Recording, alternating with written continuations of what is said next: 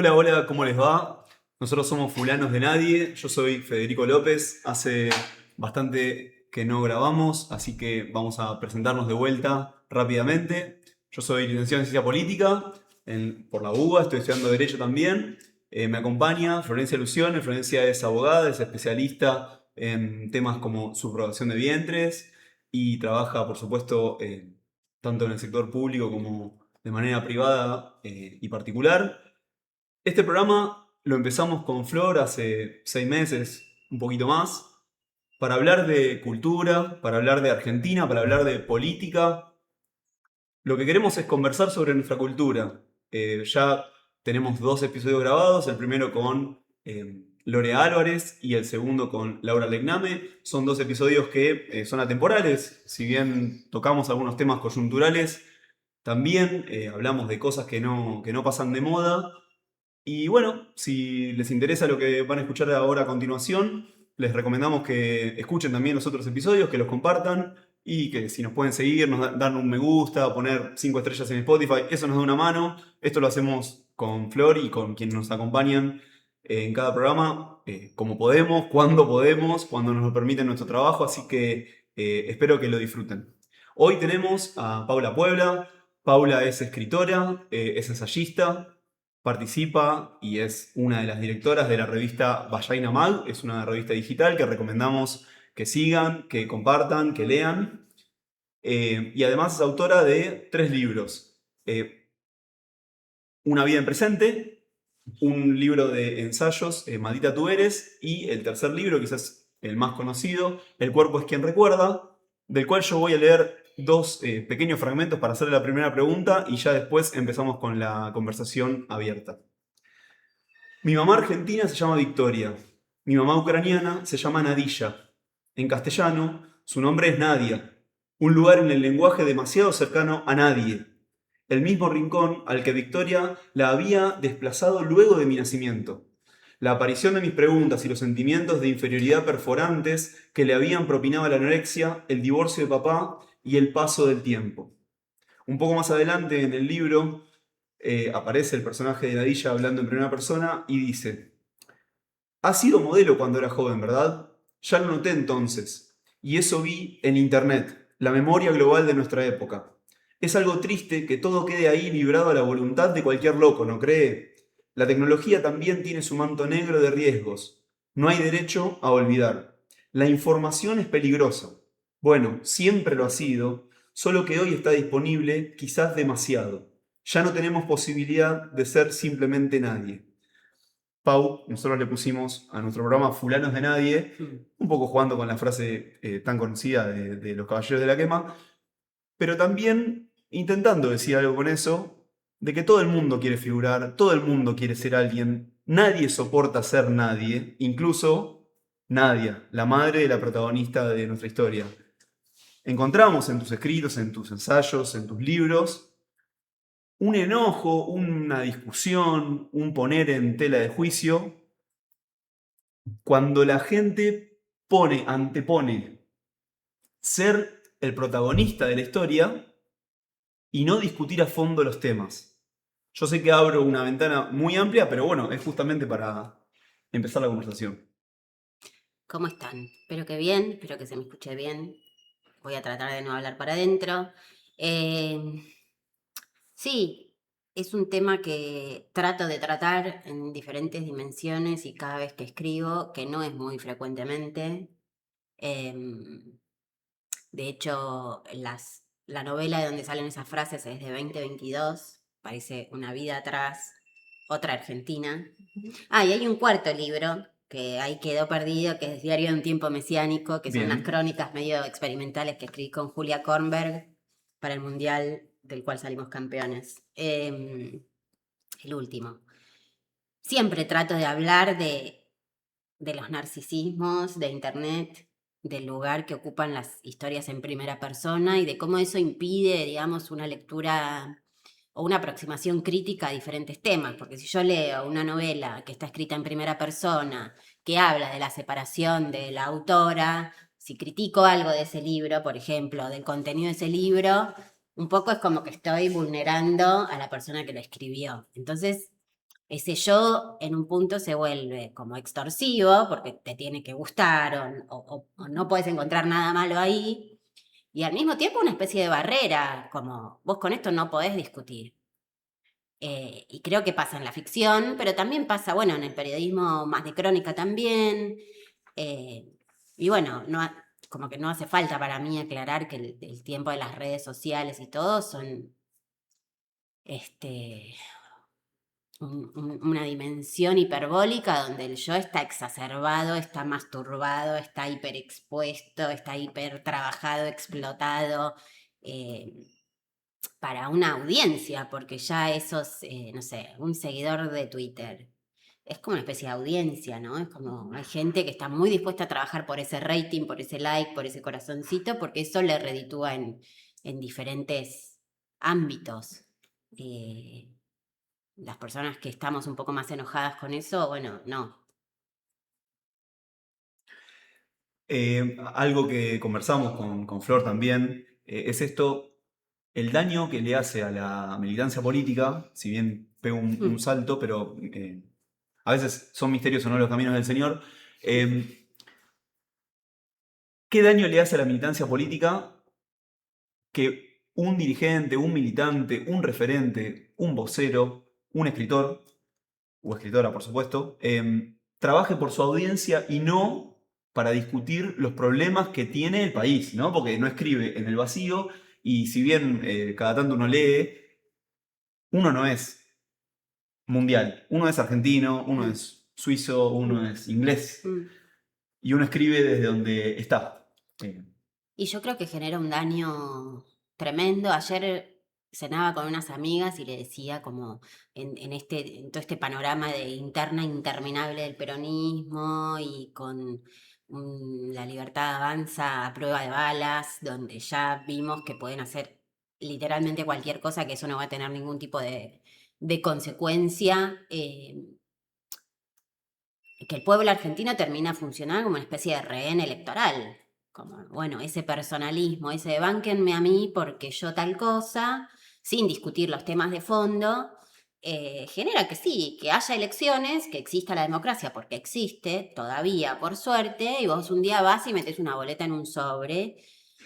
Pero ahí hay como montada una especie también de ficción, porque la dirigencia, la rosca, las grandes figuras y qué sé yo, están más ocupadas por resolver su baldosa de poderío que en resolverle, digamos, los problemas a las personas, al pueblo, a la gente, al vecino, a la escuela, a la sociedad de fomento, al club de barrio y qué sé yo. Si ellos ven que bancar al club de barrio les va a redundar en cuestiones materiales, en cajas, en espacios, en puestos de también en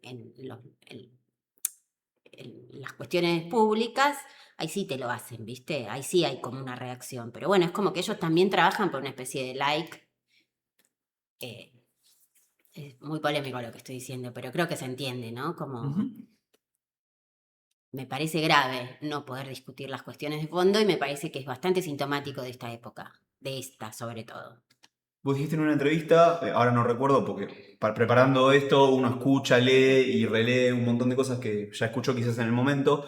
Vos dijiste que estamos en una época de creencias y donde la gente viene, bueno, yo te agrego, lo digo en mis palabras, viene convencida desde la casa o viene con muchas ganas de estar convencida, ¿no? Mm, Y al mismo tiempo ahí tengo la deformación profesional de escuchar la palabra creencia y recordar cuando una profesora mía muy buena, radical, pero excelente profesora, me enseñó que la legitimidad es una creencia de que el poder reside donde creemos que tiene que estar. Y eso es una ficción que nos sirve, por supuesto. Cuando hablamos de que el poder ejecutivo, el presidente, tiene que reconstruir su poder, por ejemplo, se lo decía mucho de Néstor Kirchner en su momento, y ahora de Milei también en alguna forma, es con esto de la crueldad, con esto de ejercer el poder de manera despiadada, ¿no? Con mano de hierro. Y a propósito digo lo de mano de hierro, para un poquito más adelante dejo sembrada la, la pista.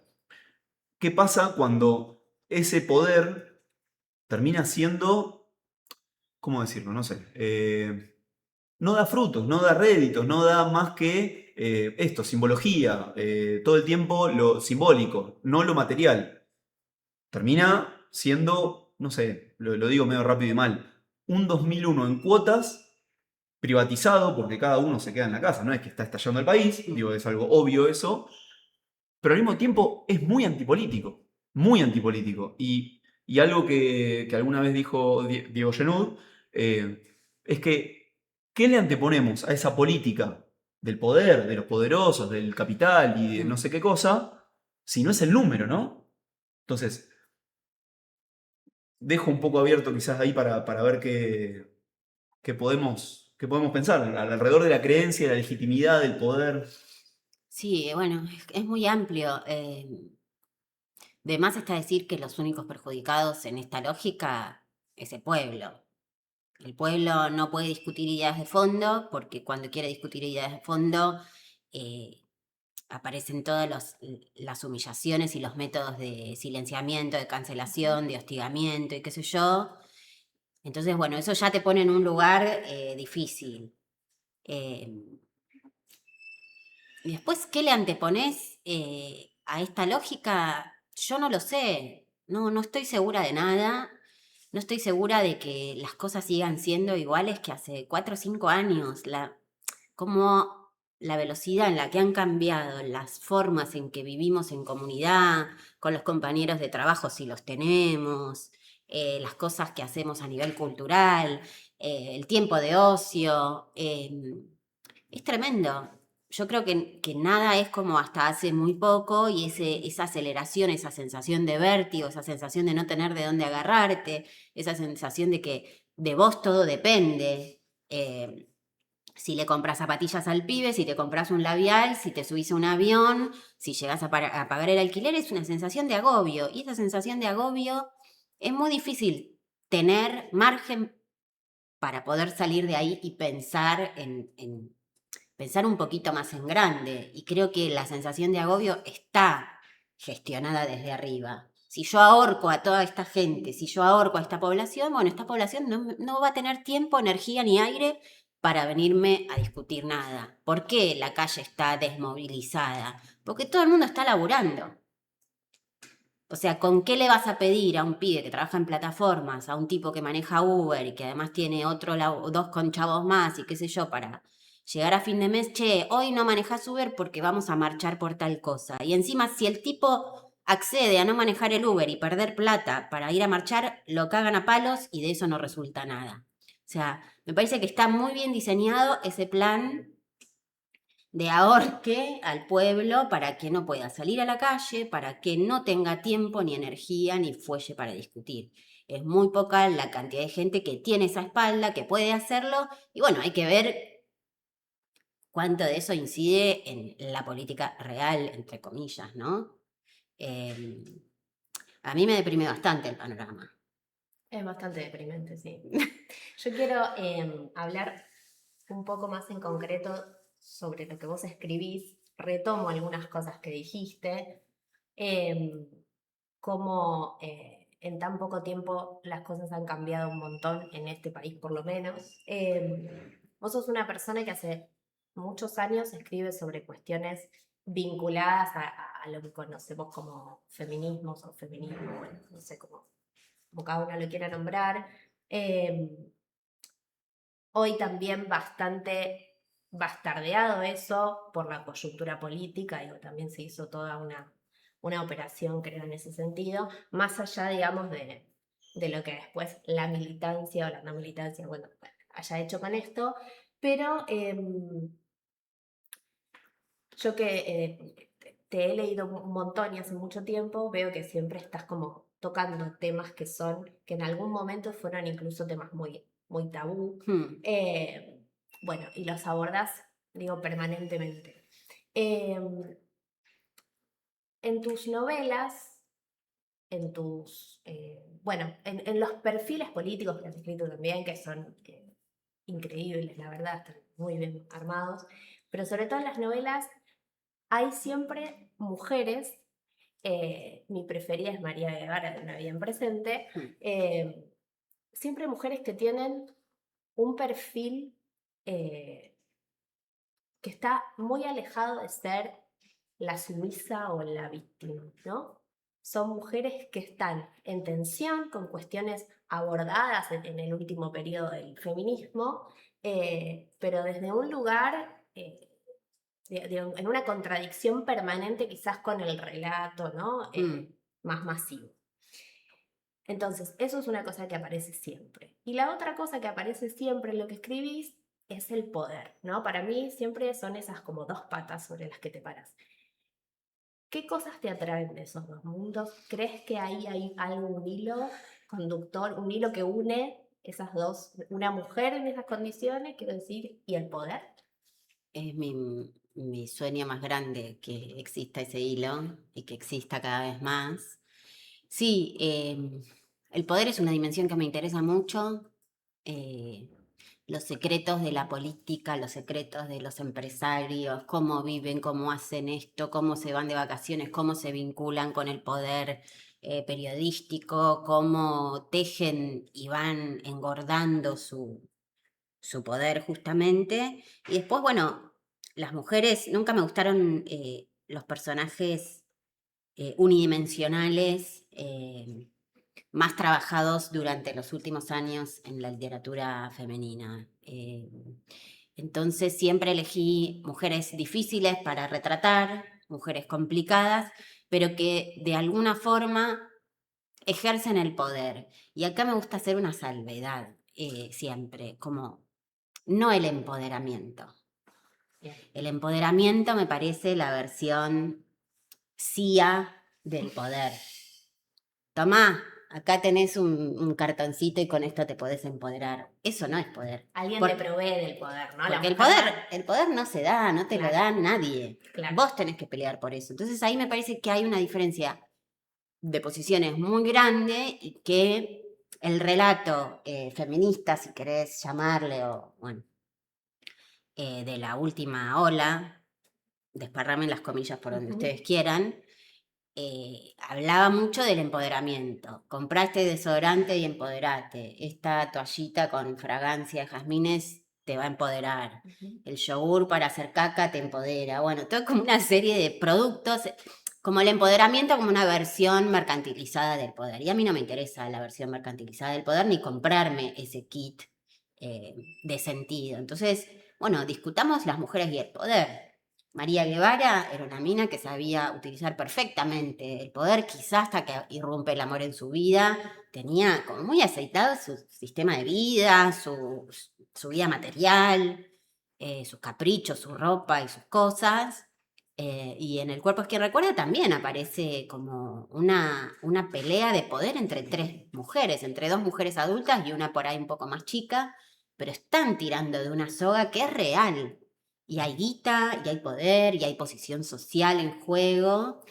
Sí, pienso en el personaje de Nadilla, que quizás justamente el poder de ella no reside en la guita, ¿no? Y reside en una cosa, a mi juicio, mucho más interesante, ¿no? Porque lo termina conformando un poder desde otro lugar, en otro lugar, digo, ¿no? No porque no ocurre aquí en nuestro país, entonces, bueno, con otra lógica. Entonces, ese personaje también me parece muy interesante porque hay un poder que no se lo da a nadie. Esto es lo que quiero decir, ¿no? Digo, creo que ese es el mejor ejemplo. Sucede con los otros personajes, pero ahí me interesa porque ahí no hay guita, no hay poder político.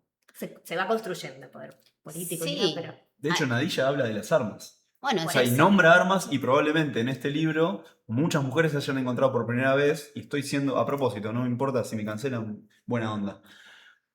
Muchas mujeres se habrán encontrado por primera vez con la palabra Kalashnikov. Ay, qué hermosura tener una Kalashnikov. Bueno, Mi sueño es tener un fusil automático liviano en casa. Bien, en este momento ustedes sepan que no estoy al lado de un gordo tucumano, como se hace el chiste siempre en Twitter. Es Paula Puebla la que acaba de decir eso. Sí. Es el fusil automático de guerra más conocido del mundo. Digo, sí. Muchas mujeres probablemente nunca habían leído la palabra siquiera, no ver la imagen. Ay, chicos, debe ser hermoso tener uno a Upita.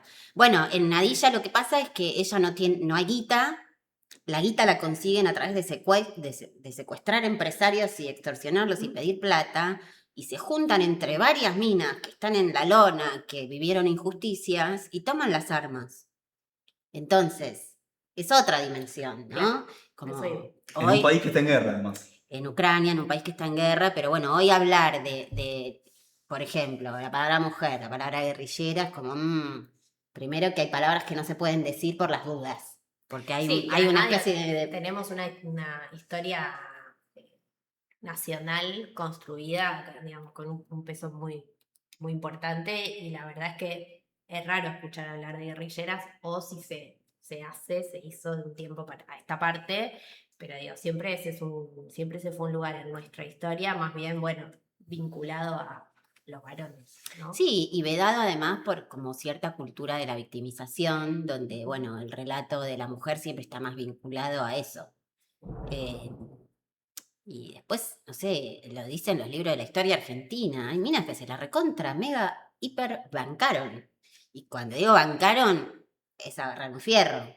Hoy, bueno, eso, como que hay que tener mucho cuidado con lo que uno dice, porque enseguida te ponen de un lado muy maniqueo los análisis, si es que se pueden llamar análisis, pero bueno, eso existió. Y yo para escribir El cuerpo es quien recuerda leí mucho de minas que, bueno, un día agarraron un fierro porque creían en algo y lo defendieron. Y a mí me parece poderoso, no me parece empoderante. No tiene nada que ver con el yogur con proteína.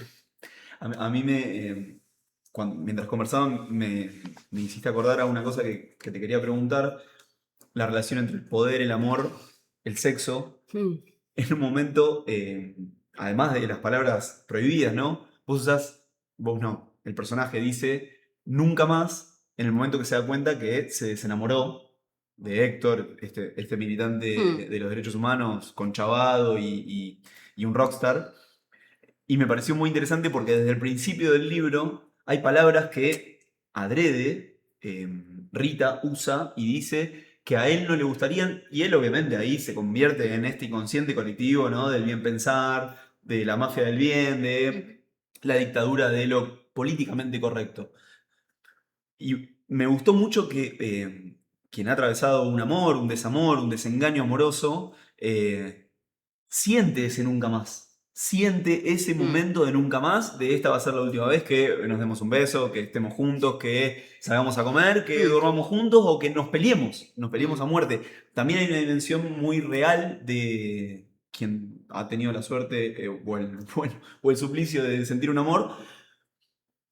Es muy real como está contada la relación amorosa entre ellos dos. Y algo que me salía a pensar era cómo pasa en la realidad también que él es un hombre más grande, ella es una chica de 20 y pico, que es muy linda y que es millonaria y bla, y cómo la mirada de los círculos progresistas es condenatoria, envidiosa, porque el propio personaje dice, ya les gustaría tener una novia de 20 y pocos o de 20 y pico, y es cierto eso es una razón de perogrullo, no hace falta explicarla, y la juventud y la belleza van muchas veces de la mano y el deseo también. Pero esto del lugar del poder, el sexo y el amor, ¿cómo lo pensabas vos respecto de lo que escribís? Y también a la hora de pensar en la política, ¿no? No, primero me interesaba de eso, de ese nunca más, dicho cuando Rita se da cuenta que no va a estar más con Héctor, es todo lo que el cuerpo de uno sabe antes que uno, o registra antes que uno. Hoy está como toda esta cosa de hay que escuchar al cuerpo, porque el cuerpo, y sí, es como mucha falopa, y al mismo tiempo hay una sabiduría ahí, digamos, el síntoma en el psicoanálisis trabaja eso, ¿no? Lo que un cuerpo registra antes que lo que uno puede llegar a elaborar afectivamente o intelectualmente. Y después, por otro lado, me interesaba detallar muchísimo en El cuerpo es quien recuerda el circo de la hipocresía, ¿no? Como que Héctor para mí, a medida que lo iba escribiendo, le iba ganando bronca. Lo quería porque pensé mucho, para mí físicamente Héctor es Fogwill, ¿no? Como que imaginaba un flaco canoso así de bigotes, pero ideológicamente opuesto a Fogwill, porque Fogwill lo hubiera reventado. Pero bueno, como el progre, Mac progre, de los lugares comunes, del tipo que vive de un apellido, que tiene una vida espectacular en Devoto, en una casa que heredó, con una historia por ahí trágica atrás, pero como viviendo las mieles de como de cierta élite de esta sociedad. Y Héctor se volvió eso, como el tipo hipócrita, y está en la novela un poco en contrapunto con Roberto, que es el papá de Rita, con su suegro. Entonces el suegro y yerno vienen como un poco a representar, uno es el empresario peronista que hace guita y le va bien y qué sé yo, y lo acusa al otro De bolchevique. de bolchevique, che, vos de qué trabajás, vos no trabajás, acá el que da trabajo soy yo. Bueno, está como toda esa rencilla Sin embargo, bien varonil, digamos. Sin embargo, dice la frase quizás más importante del libro, ¿Qué me dice? tomo el atrevimiento de decirlo, el embarazo va a quedar para las mujeres pobres. Sí, El más boludo, el personaje más molesto, que uno lo detesta durante el... Porque además uno, obviamente... Héctor. Sí, claro, en la herida narcisista de uno está que uno se reconoce en ser un boludo también, digo, no le escapa a la general de la ley, pero dice esa frase que es quizás la más política de todas y que podría encerrar, o como subtítulo, Ujú. al título del cuerpo es quien recuerda, el embarazo va a quedar para las mujeres pobres. Y es todo un Eh, postulado. sí, sí, el embarazo, los trabajos que nadie quiere hacer, los oficios. Creo que el mundo del trabajo, que ni siquiera sé si llamarlo mundo del trabajo, es como un mundo más de la sobrevida, está tomando formas como bastante siniestras. La subrogación de vientres existe hace muchísimos años. Hace poco se la ve en algunos lugares, no Argentina, porque somos un circo de Moscú de payasos, de gente que no puede discutir, pero en algunos lugares están empezando a haber problemáticas hace muy pocos años, ¿no? Eh, no solamente porque se lo piensa como tráfico de personas, sino como explotación en los cuerpos de las mujeres vulnerables, pobres, que necesitan de esos billetes y para sobrevivir. Y exponen no solamente, se le dice alquiler de vientre, es imposible alquilar un vientre sin utilizar el organismo completo de una persona durante muchísimos meses, con muchísimos riesgos y una situación afectiva muy complicada. No es un servicio que uno provee, no es algo que vos facturás en el monotributo y decís, bueno, le vendí este servicio profesional a esta persona. Es algo muy difícil psicológicamente de llevar. Y por algo son tan pocos conocidos los testimonios de las mujeres que lo han hecho o que lo hacen.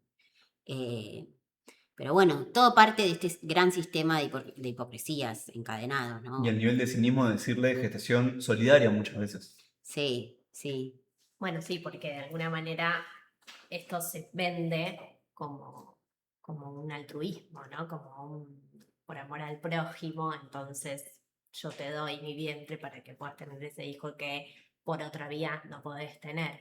Un poco pienso en cómo se lleva esta cuestión con la subrogación de vientres, digo, con el postulado mi cuerpo, mi decisión, que tanta bandera hemos hecho en otro momento de eso.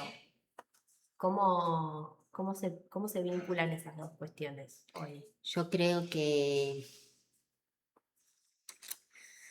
es un lema liberal, ¿no? Es un lema liberal y el hecho de no poder discutir la subrogación de vientres porque vos levantaste la bandera de mi cuerpo, mi decisión para aprobar el aborto, que está bien, que fue útil, y de momento eso todavía existe, pero el hecho de no poder discutir subrogación de vientres por esa bandera expone eh, el gen liberal de ese feminismo. Entonces ahí te ponen un brete, te dejan un lugar espantoso donde o tenés que reescribir la consigna, que para mí estaría buenísimo decir, che, nos equivocamos con esto, o acá me parece que podríamos haber encarado por otro lado, o cerrar la boca. Y acá, perdón, y acá aparece esto de, y bueno, estamos cerrando la boca porque no queremos decir que quizá elegir esta bandera no fue lo mejor. Eh, entonces estás en ese lugar, la subrogación de vientres, la gestación por sustitución, como quieran llamarle, es un paso más en, en ese liberalismo sobre el cuerpo de las mujeres. Bueno, pasado mañana no sabemos qué va a ser, porque no, eso no se termina acá. Desde ya. Quería preguntarte esto, ¿por qué pensás que la subrogación de vientres no es un tema que le importe a los feminismos, a lo que quede ellos. Digo, a mí a veces me cuesta un poco pensar que hasta hace 3 años nosotros teníamos un ministerio de las mujeres Ujú. y hoy siento que eso está absolutamente desarticulado. Digo, como si llevarlo a la esfera política no hubiera resuelto nada, ¿no? O hacerlo, digamos, política pública no hubiera alcanzado para nada. Eh, entonces digo, en ese escenario, ¿por qué crees que este es un tema que no cuenta, digamos, con el suficiente apoyo no sé, de todas esas banderas o de esos feminismos para poder dar la discusión del mismo modo que de alguna manera se dio la discusión del aborto en un momento determinado, que hubo una decisión de hacerlo? Porque digo, proyectos de ley sobre subrogación de vientre hay Ay, miles. Lo mismo sucedía con el aborto. Hacía años que había proyectos de ley para tratarlo y bueno, en algún momento sucedió que hubo un cimbronazo social con un acompañamiento político. Digo, la primera vez no sucedió, pero luego finalmente se despenalizó el aborto. Bueno, ¿por qué crees que eso no pasa con este tema? felices de ponerle fin al patriarcado. Porque un varón nos empoderó. Nos empoderó, sí. Porque yo creo que hay mucha ignorancia con respecto al tema en sí mismo, hay como una especie de distancia, la gente piensa que esto es algo que pasa lejos, que pasa en Estados Unidos, en Ucrania, y que no tenemos nada que ver con eso. Eh, y creo que los agentes que piensan el feminismo y que bajan línea y que indican lecturas y marcos teóricos y qué sé yo, son liberales. Entonces, suena medio Guillermo Moreno cuando digo así. Por ahí no. Pero digo, ¿por qué no tenemos la posibilidad de construir una especie, si querés, feminismo nacional, como quiero que todo sea nacional, como que quiero que todos nuestros debates estén enmarcados en un marco argentino? O sea, tenemos problemas argentinos, tendríamos que encontrar soluciones argentinas. A los problemas argentinos, aplicarle soluciones griegas, bueno, Perón usaba mucho la palabra foráneo. foráneo, bueno, importar presuntas soluciones. Pero bueno, si no podemos pensar los problemas de las mujeres territorialmente, bueno, vamos a tener que importar manuales. Y para mí el hecho de no poder discutir la subrogación de vientre también tiene que ver con eso. Eh, Desconocimiento, hipocresía, falta de humildad, no sé, hasta que no pase algo gravísimo, no sé qué gravísimo puede ser, y no le interese a las 5 feministas que dicen cómo tiene que ser el feminismo, no se va a discutir. Creo que necesariamente eso tiene que ver con una cuestión de clase o de estrato social, Sí, ¿verdad? Digo, hay claro. cierto sector social que probablemente nunca se encuentre en la disyuntiva cerca de si tiene que subrogar el vientre Ujú. para poder sobrevivir, darle de comer a los otros pibes que tiene, eh, en fin, ¿no? Entonces, digo, yo no quiero ser conspiranoica, pero tiendo a creer que también hay algo de esto que vos decís, que tiene que ver con quiénes son, quiénes dicen el feminismo, quiénes dicen cuáles son los grandes temas del feminismo, que tiene que ver con, bueno, con sencillamente que no sea una cuestión del ámbito de, no sé, de las chicas porteñas, Sí, que no sé, que no se van a, que no van a estar nunca, digo, en esa situación, o que nunca va a ser un tema para ellas.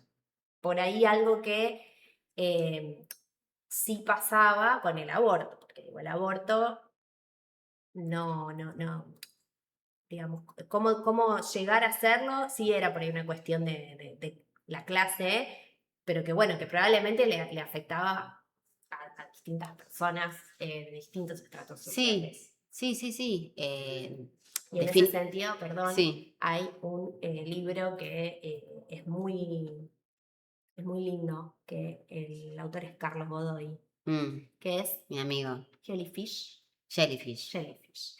Que bueno, que relata la historia una joven clase media, porteña, en el camino hacia un aborto, realizarse un aborto, que es, perdón el paréntesis, pero me parece que es para recomendar, porque es un libro Sí, cómprenlo, es muy muy bueno, lindo. una gran novela. Sí, obviamente, la cuestión de clase está en todo.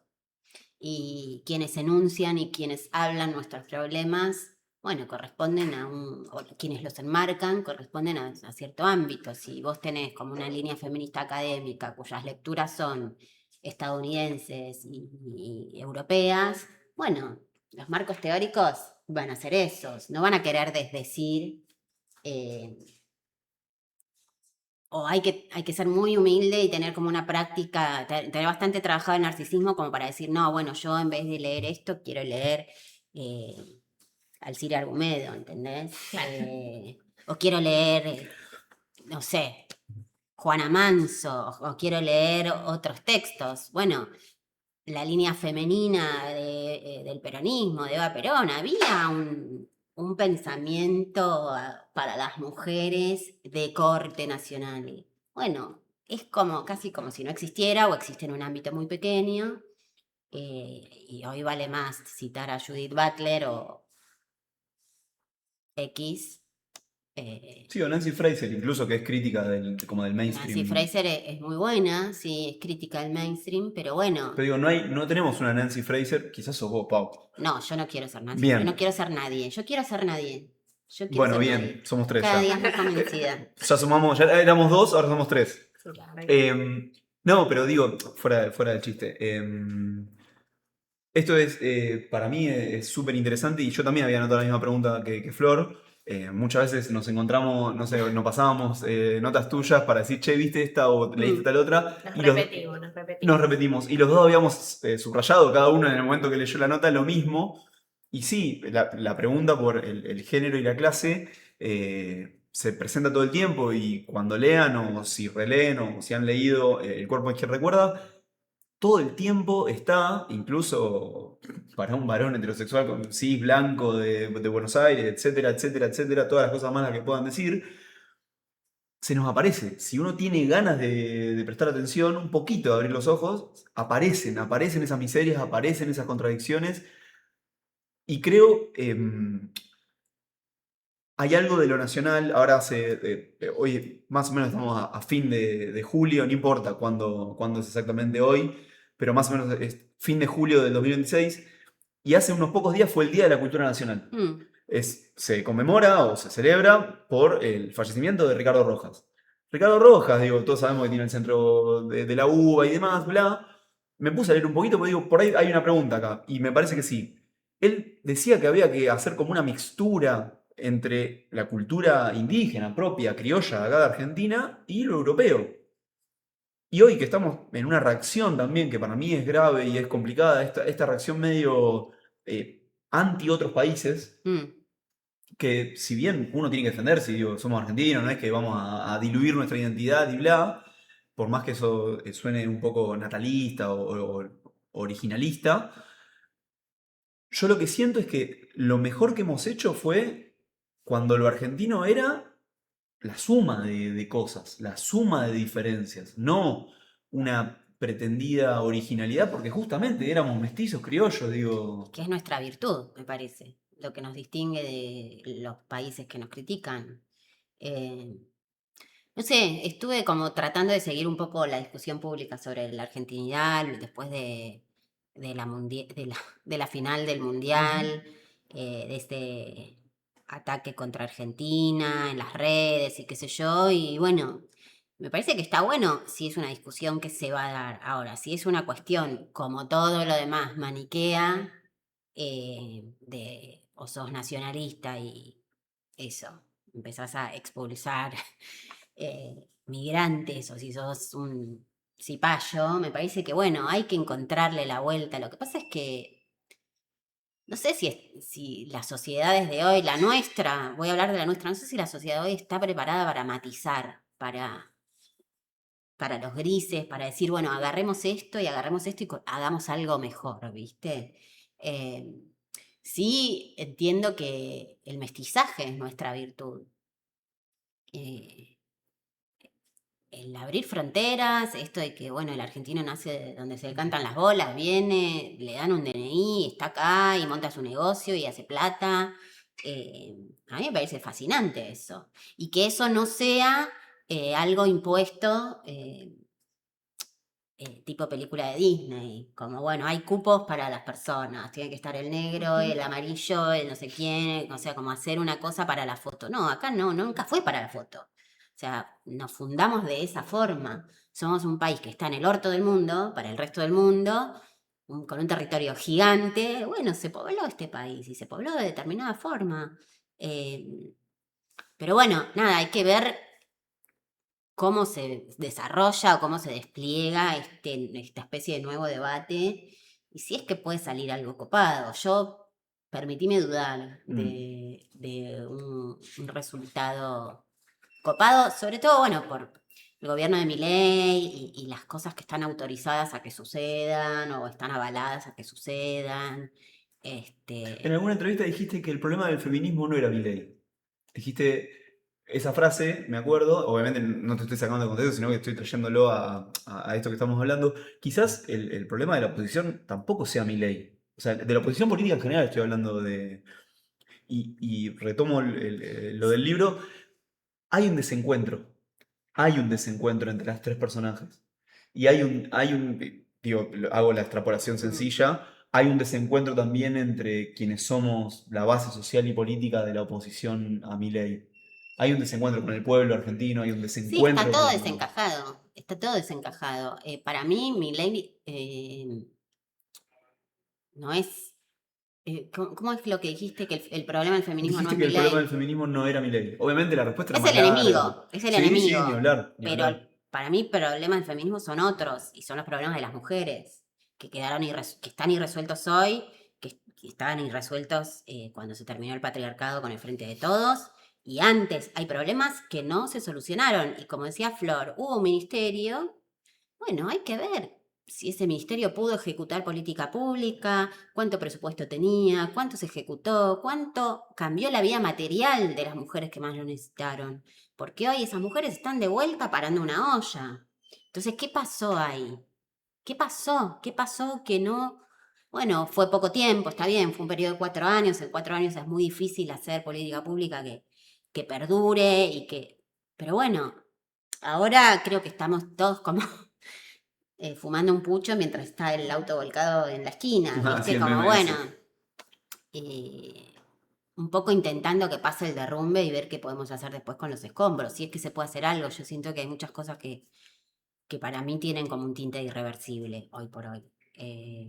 Cuestiones que tienen que ver con la salud, cuestiones que tienen que ver con la inclusión económica, hablo de ese tipo de inclusión, cuestiones que tienen que ver con la educación, como bueno, hay cosas que para mí se cayeron y no creo que se puedan volver a levantar. Sí. Hay una nota que escribiste, que es como una crónica del día de la final del Mundial, Ay, sí. escribiste en Payaina, en la que decís algo así, como que el pueblo tiene ganas de creer en algo, ¿no? Tiene ganas de que alguien lo escuche. ¿Crees? Yo sé que estamos muy pesimistas, muy. O realistas. Pero digo, también me importa, me interesa recoger de ese relato que haces la argentinidad, porque creo que hay un montón de cosas ahí que son nuestra esencia, con la mixtura, sin la mixtura, digo, que somos nosotros. ¿Crees que de esos pedazos sueltos que por ahí somos hoy, puede salir algo bueno? ¿Crees que hay alguien que esté dispuesto a hacerle lugar a esas, digamos, a este pueblo que quiere amar a alguien? Lionel Scaloni. No estaría mal. La gente le Total, lleva se pasta viera. frola, tortilla, un cabrito, bueno. Yo creo que lo que quise decir en la nota es que había lo que yo sentí el día de que salimos subcampeones, ese domingo horrible, es que había mucha disponibilidad de amor en la calle. Como estamos acá, vimos que se pelaron el culo durante todo el mundial para representarnos a nosotros que somos un pueblo en el que nadie piensa, y estamos acá para devolver eso. Amor con amor se paga. Claro, como una especie de gratitud, de agradecimiento, de fiesta, sin ser una fiesta de disociación, porque la gente tenía registro de que habíamos perdido la final. Pero digo, pienso que si aparece un personaje que haga algo por ese corazón, lo puede llegar a conseguir. El tema es, bueno, es quién, en qué lugar, tiene que ser alguien que no esté peleando por la caja, o por el ministerio, o por los cargos en tal gobierno. Tiene que ser alguien que realmente quiera disputar ese corazón. Si existe, no lo sé. Ojalá que exista esa persona y que salga a un lugar inesperado también. Y creo que la selección de Scaloni, un poco lo que reunió, las condiciones que reunió, fueron esas. Como nosotros vamos a dejar hasta el último minuto, hasta que no toquen el silbato, el partido con Egipto no se termina. El partido con Egipto se dio vuelta en 10 minutos. Y eso, vos lo ves y decís, loco, somos capaces de hacer esto. Sí. Si tenemos una cabeza tipo Scaloni, no sé qué, y tenemos al Chiquitapia que está ahí taca taca con su rosca, y tenemos un Messi, y tenemos a un Lautaro y no sé qué. Bueno, eso, digo, hay metáfora en la escaloneta. Hay como algo ahí que para mí la política tendría que leer. Lo que pasa es que, bueno, la política está en su cuestión masturbatoria. No puedo escaparle a este tema, que es con el mundial, con lo que pasó con esta polémica, bueno, con el anti-argentinismo. Pienso en Malvinas, desde ya, ¿no? Sos alguien que también se ocupa, creo yo, de no dejar que nunca pase al olvido, ¿no? Que las Islas Malvinas nunca pasen al olvido. Hay unas crónicas hermosas, redactadas, narradas por vos en Revista Bache, y hasta donde se pueda contar, venís escribiendo sobre un personaje muy vinculado a la guerra de Malvinas. Sí, sobre Thatcher. Entonces, volvemos un poco a la primera pregunta de las mujeres y el poder. La mano de hierro que dijiste vos. Exactamente. Cerramos todo acá en estos últimos minutos. Sí, cerré una novela que me costó muchísimos años empezar y terminar. La cerré en abril. Estoy en proceso así, esperando un dictamen muy importante a ver si me publican en algún lugar que a mí me interesa. Pero sí, escribí sobre Margaret Thatcher y escribí sobre Malvinas. No tiene que ver con la guerra lo que escribí, pero tiene que ver con otras cosas. Y bueno, sí, viajé a Malvinas en 2023. Siempre digo que me fui cuando Alberto era presidente y volví el día que había ganado, que ganó Milei. Así que también es como que me fui y volví a dos Argentinas distintas.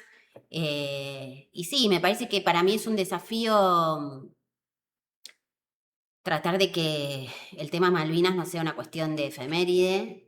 Y también es un desafío muy grande y es algo que aprendí con mi experiencia personal, que para no repetir, no profundizar la desmalvinización, para no profundizar ideas que tienen que ver más con el punto de vista extranjero que con el nuestro, hay que desaprender todo lo que pensamos que sabemos sobre Malvinas, porque todo lo que pensamos que sabemos sobre Malvinas está mal.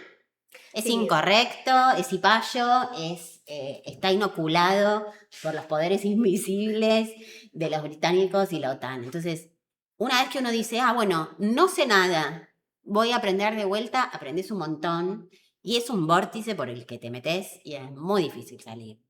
Y yo estoy en esa hace 5 años. Y estudio y trato de participar en Voces de Malvinas, como escuchar testimonios de veteranos. Quiero preguntar por los veteranos. ¿Algo que no quieras contar de ellos? ¿Algo que pueda abrir la curiosidad si hiciera falta? Bueno, Voces de Malvinas intenta recabar, está en el proceso de testimoniar a los veteranos. hacer un único registro de las voces, de los testimonios de todos los que participaron en la guerra. Pueden buscarlos en YouTube y escuchar. No sé, la última vez que participé en una entrevista, estaba Ubaldo Ferreira, que era un oficial que lo mandaron a Malvinas y estuvo en Puerto San Carlos, y él, junto a otros 44 soldados, bajaron con sus armas en las condiciones en las que tenían 4 helicópteros británicos. Escúchame una cosa. Que de hecho los británicos ocultaban muchas de esas bajas. Si uno lee un poco Y sobre la el guerra. tipo te cuenta cómo fue esa operación, cómo estuvo dirigida por Daniel Esteban, que es un genio, que también tuve el gusto de escucharlo, y vos decís, esto tenemos que Recoger, que recoger, recuperar. que aprender, que recuperar. ¿Por qué estamos repitiendo que la guerra de Malvinas y Galtieri borracho y no sé qué? ¡Pará! Hay un montón de gente que no eran pibes, como ese retrato victimista que se hizo a partir de 1982 y que quedó instalado. Hay chabones argentinos vivos, que los tenemos vivos, que tienen un montón de cosas para contarnos, y una vez que uno dice, bueno, voy a escuchar y voy a aceptar lo que me está diciendo, bueno, te das cuenta que somos capaces de cualquier cosa. Dejo un corolario. El actual gobernador ocupante ilegal de nuestras Islas Malvinas es Colin Martin Reynolds. Está casado con otro hombre, tiene un hijo. Yo no logré encontrar en internet si es por subrogación de vientres o se adoptó. Y otro que es homosexual y sí tiene 2 hijos por subrogación. Peter Thiel. Y Scott Bessent. Y Scott Bessent, sí. Digo que para dejar esta provocación final, para que pensemos el lugar que le damos a cada cosa, a qué le pedimos, a cada institución política, qué le pedimos a nuestros compañeros, qué le pedimos a los libros, qué le pedimos al arte. Y les dejo, chicas, el cierre que ustedes quieran, así ya cerramos. ¿Qué le pedimos? Hay que pedirle más a todo. Flor. A mí me parece que el desafío es también un poco en a quién elegimos escuchar o quiénes somos los que narramos. Si vamos a dejar que nos narren otros o nos vamos a narrar nosotros mismos. Bueno, nos despedimos, los esperamos en la próxima edición de Fulanos de Nadie. Le agradecemos a Paula, gracias Pau por venir. A ustedes. Gracias Flor, nos vemos la próxima vez. Nos vemos, gracias.